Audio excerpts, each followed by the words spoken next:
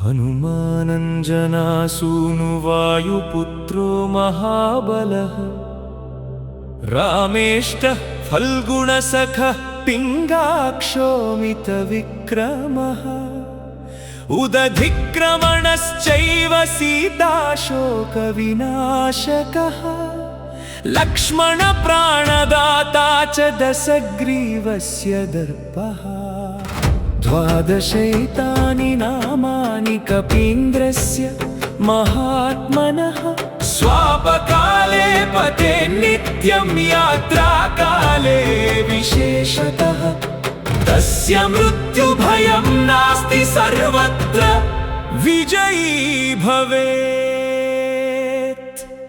హనుమంతుని ద్వాదశనామ స్తోత్రంలోని 12 నామాలకు సంబంధించిన పూర్తి వివరణ. 1. హనుమాన్. హను అంటే దవడ. ఇంద్రుని వజ్రాయుధం తగిలి దవడ కొద్దిగా వంగి ఉండటం వల్ల ఆయనకు ఈ పేరు వచ్చింది. ఆధ్యాత్మికంగా ఇది అపారమైన జ్ఞానాన్ని సూచిస్తుంది. 2. అంజనాసూనుః. అంజనాదేవికి జన్మించిన కుమారుడు అని అర్థం. 3. వాయుపుత్రః. వాయుదేవుని అంశతో జన్మించినవాడు. వాయువులా వేగంగా పయనించగలవాడు. 4. మహాబలః. అమితమైన శారీరక మానసిక బలాన్ని కలిగినవాడు. 5. రామేష్టః. శ్రీరామునికి అత్యంత ప్రియమైన భక్తుడు మరియు బంటు. 6. ఫల్గుణ సఖః. ఫల్గుణ అనేది అర్జునుని పేరు.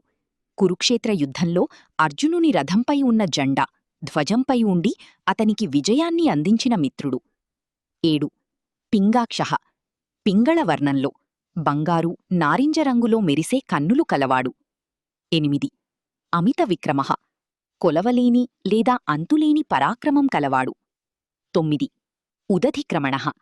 ఒక్క ఉదుటున 100 యోజనాల సముద్రాన్ని లంఘించిన దాటినవాడు. 10. సీతాశోక వినాశకః. లంకలో దుఃఖంలో ఉన్న సీతమ్మను కలుసుకుని రాముని ముద్రికను అందించి ఆమె శోకాన్ని పోగొట్టినవాడు. 11. లక్ష్మణ ప్రాణదాత.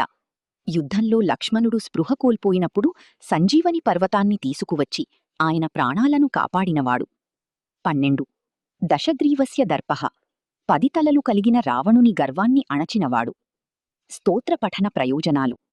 నిద్రపోయే ముందు పీడకలలు రాకుండా ప్రశాంతమైన నిద్ర కలుగుతుంది. ప్రయాణ సమయాల్లో మార్గమధ్యంలో ఎలాంటి అడ్డంకులు కలగవు. విశేష ఫలితం. మృత్యుభయం తొలగిపోయి అన్ని కార్యాల్లో విజయం లభిస్తుంది.